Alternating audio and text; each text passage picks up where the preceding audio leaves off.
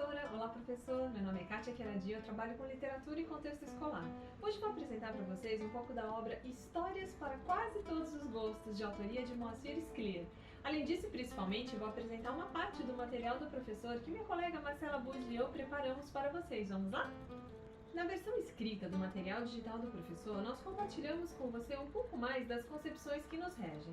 Basicamente, para nós, a literatura tem uma potência simbólica que distingue sobremaneira os textos literários dos demais textos. É o espaço onde o humano se encontra consigo próprio de maneira mais íntima e justamente por isso precisa ser oferecida às alunas e aos alunos do ensino médio com a mesma riqueza com que é concebida. Nosso material escrito também considera que a obra a ser trabalhada, além de muito simbólica, é versátil. Para apoiar você na preparação das aulas, oferecemos uma listagem de possibilidades de relações e desenvolvimento para os contos.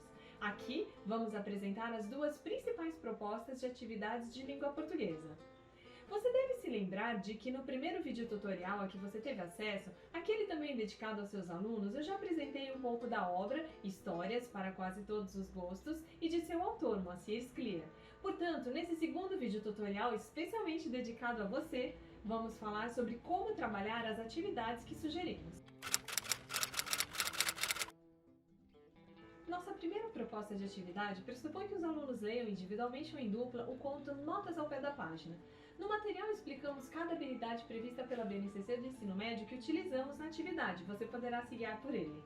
Antes de começar o trabalho da primeira atividade com os alunos, pergunte se eles sabem o que é uma nota de pé ou de rodapé. Relembre-os caso não lembrem ou não saibam. Uma ideia é utilizar algum software de produção de escrita, pode ser o Google, o Docs, pode ser o Word, em que exista a ferramenta de inclusão dessas notas, além de mostrar outras obras em que haja essas notas. Peça que os alunos anotem ao longo da leitura do conto as palavras que desconhecem ou que causam estranhamento por serem formais. Espera-se que isso aconteça, dado que o conto simula uma produção de texto formal e erudito, conforme sugere o texto que apresenta o título no sumário. Essa primeira conversa é fundamental para que aconteça a apropriação do repertório. Também pensando na apropriação do repertório e numa leitura mais significativa, pergunte-lhes se gostaram do texto, se incomodaram, se sentiram motivados ou desafiados.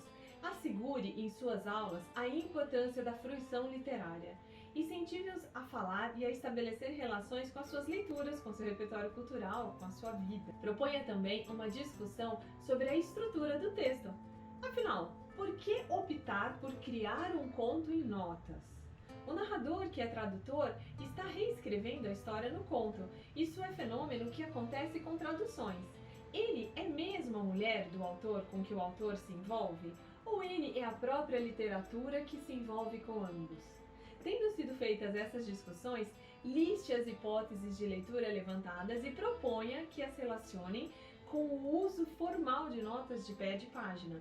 Para tanto, será necessária uma pesquisa sobre o assunto.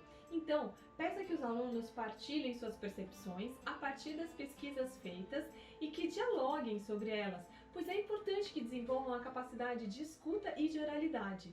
Então, propomos uma atividade de produção textual, um verbete de enciclopédia online para definir notas de pé ou notas de rodapé. Nesse verbete, os alunos devem trazer não só a definição do termo, mas a explicação de seu uso acadêmico, bem como seu uso em textos literários e exemplos de outras obras literárias. Para apoiar você na coordenação das produções dos seus alunos, sugerimos também uma lista de checagem de critérios, um checklist, que pode orientar o processo autoral de cada estudante e por isso deve ser compartilhada com eles.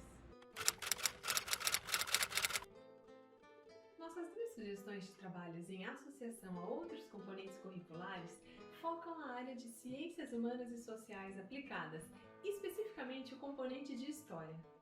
Na primeira atividade intercomponentes, a ideia é, junto a um colega ou uma colega de História, elaborar uma comparação entre os elementos descritos pelo narrador criança do conto Na Minha Cabeça Suja, o Holocausto, em relação a documentos históricos.